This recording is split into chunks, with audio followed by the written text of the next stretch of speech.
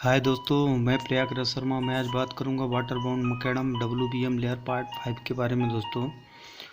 तो जैसा कि दोस्तों अभी हम लोग पढ़ रहे हैं वाटर बाउंड मकैडम के बारे में, तो इसमें सेक्शन 400 में देखेंगे आप ministry of road transportation and highway में। तो उसमें कंस्ट्रक्शन ऑपरेशन के बारे में आपको डिटेल्स मिलेगी 404.3.1 में।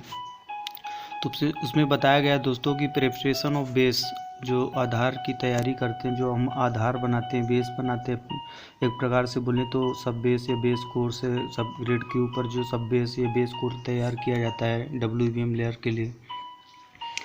तो उसके बारे में इसमें डिटेल्स दी गई है दोस्तों। कहा गया है कि the surface of the subgrade sub-base to receive the water-bound macadam core shall be prepared to the specified grade and camber and cleaned of dust, dirt and other extraneous material. Any roads or soft yielding places shall be corrected in an approved manner and rolled until firm surface is obtained.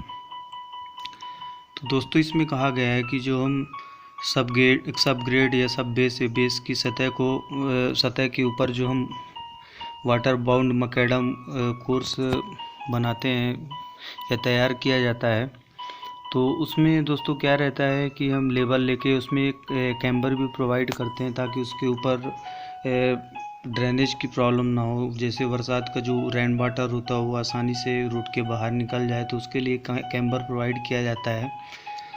और उसमें जो camber provide किया जाता है वो specified camber जितना दिया रहता है ड्राइंग्स में उतना ही वहाँ प्रोवाइड किया जाता है। और वाटर बाउंड मकैडम लेयर को डालने से पहले दोस्तों वहाँ ये देखना है कि वहाँ डस्ट तो नहीं है, डर्ट और कोई ऐसी चीज़ तो नहीं है जो बाहरी मटेरियल जो भी रहता है वहाँ, तो उसे साफ़ किया जाएगा। और वहाँ ये भी देखा जाएगा कि किसी भी प्रकार से कहीं भी सब ग्रेड के ऊपर ऐसी जगह तो नहीं जहाँ सॉफ्ट हो या कि ऐसी हो जहाँ कॉम्पैक्टेड ना हो जगह, जहाँ तो उसको कॉम्पैक्टेड किया जाएगा। उसको नरम, मतलब जहाँ ऐसा लगे कि वो नरम उपज वाले स्थानों को अनुमोदित तरीके से ठीक किया जाएगा, जैसा कि एक मैनर ढंग से अप्रूव्ड मैनर से ठीक किया जाएगा। और तब तक रोल किया जाएगा जब तक कि वहाँ ठोस सतह प्राप्त ना हो जाए, और वहाँ पर ऐसी रोलिंग की जाएगी जब तक वहाँ जो भी हमको रिक्वायर्ड कॉम्पैक्शन दिया गया है तो उतना कॉम्पैक्शन अचीव नहीं हो जाता है, तब तक वहाँ रोलिंग की जाएगी। उसको सतह को मतलब कठोर बनाया जाएगा, ठोस बनाया जाएगा। इसके बाद दोस्तों इसमें बताया गया है where the WBM is to be laid on an existing metalled road damaged area including depressions and potholes shall be repaired and made good with the suitable material. The existing surface shall be scarified and reshaped to the required grade and camber before spreading the course grade for WBM. तो दोस्तों कहा गया है इसमें कि जहाँ WBM को मौजूदा पक्की सड़क पर बिछाना जाना है, मतलब एग्जिस्टिंग यदि क्रस्ट है, यदि हम उसको स्टार्टिंग से नहीं बना रहे हैं, यदि वहाँ एग्जिस्टिंग क्रस्ट दिया हुआ है जहाँ पहले से रोड बनी हुई है और उसके ऊपर हमको WBM बिछाना है, तो वहाँ जो भी उसके पॉट होल्स होंगे उनको भरा जाएगा। वहाँ गड्ढों के सहित वहाँ क्षतिग्रस्त क्षेत्र की मरम्मत की जाएगी, मतलब उसको रिपेयर किया जाएगा। और उपयुक्त जो भी सूटेबल मटेरियल से उसे अच्छा बनाया जाएगा। जो सूटेबल मटेरियल के हिसाब से वहाँ जो भी सूटेबल मटेरियल्स है डाला हुआ है उसी को वहाँ डालकर और उससे अच्छा बनाया जाएगा। और मौजूदा सतह को पहले आवश्यक ग्रेड और कैम्बर के हिसाब से उसे स्केरीफाई किया जाएगा और फिर से आकार दिया जाएगा कि मतलब उसमें जितना कैम्बर चाहिए उतना कैम्बर दिया जाएगा, प्रोवाइड कराया जाएगा। और उसके बाद फिर उसमें WBM की लेयर जो है वो स्प्रेड की जाएगी, कोर्स ग्रेड उसमें डाला जाएगा, फैलाया जाएगा। तो इसके बारे में दोस्तों इसमें डिटेल्स बताया गया है कि जहाँ एग्जिस्टिंग लेयर के ऊपर हम WBM का निर्माण करते हैं तो वहाँ पॉट सोल जो रहते हैं, छोटे छोटे गड्ढे जो हो जाते हैं बरसात में पानी के कारण, वहाँ डिप्रेशन जो आ जाता है रोडों में, तो उसको अच्छे से रिपेयर किया जाएगा। और उसके बाद फिर उसमें कैम्बर, जितना कैम्बर चाहिए उतना कैम्बर देकर वहाँ कोर्स एग्रीगेट की लेयर ऊपर से डाली जाएगी और WBM जो है वाटर बाउंड मकैडम बनाया जाएगा। तो इसके बारे में दोस्तों इसमें डिटेल्स में कहा गया है। इसके बाद इसमें आप देखेंगे तो इसके बाद कहा गया है कि as possible laying water bound macadam course over existing bituminous layer में be avoided since it will cause problems of internal drainage of the pavement at the interface of two courses. It is desirable to completed pick out the existing thin bituminous wearing course where waterbound macadam is proposed to be laid over it. तो दोस्तों इसमें कहा गया है कि जहाँ तक संभव हो, मतलब एज पॉसिबल, जहाँ तक संभव हो मौजूदा बिटुमिनस को परत के ऊपर पानी से बंधे मैकेडम मतलब वाटर बाउंड मैकेडम कोर्स को बिछाने से बचा जा सकता है, क्योंकि इससे दो पाठ्यक्रमों के बीच में जो इसमें मतलब दो लेयरों के बीच में जो इसमें दो इंटरफेस दो कोर्सेज के बीच मतलब दो लेयर जो हम डालते हैं तो उन दो लेयरों के बीच में फुटपाथ के मतलब पेवमेंट के आंतरिक जल निकासी की समस्या पैदा होगी।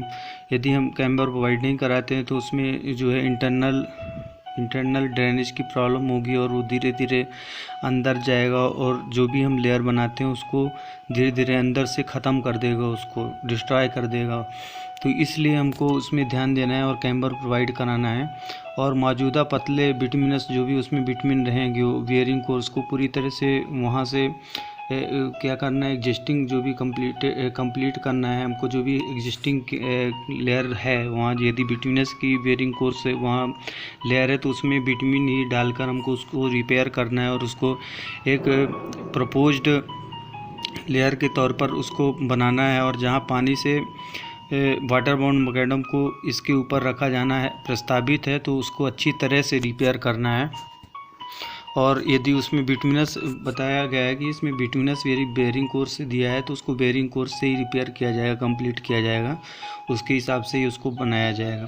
इसके बाद उसके ऊपर WBM की लेयर डाली जाएगी दोस्तों। तो इसके बारे में इसमें डिटेल्स दी हुई है। इसके बाद क्लॉज 404.3.2 में बताया गया है इन्वर्टेड चौक सब सरफेस ड्रेनेज के बारे में।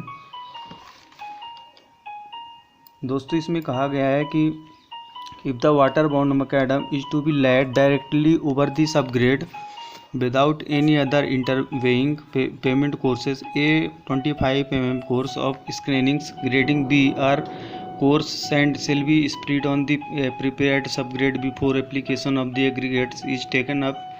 In case of a fine sand and silty or clay subgrade, it is advisable to lay 100 mm insulting layer of screening or coarse sand on top of fine grained soil, the gradation of which will depend upon whether it is intended to act as a drainage layer as well as a prepared alternative to inverted choke. Appropriate geosynthetics performing functions of separation and drainage may be used over the prepared subgrade as directed by the engineer. Section 700 shall be applicable for use of geosynthetics।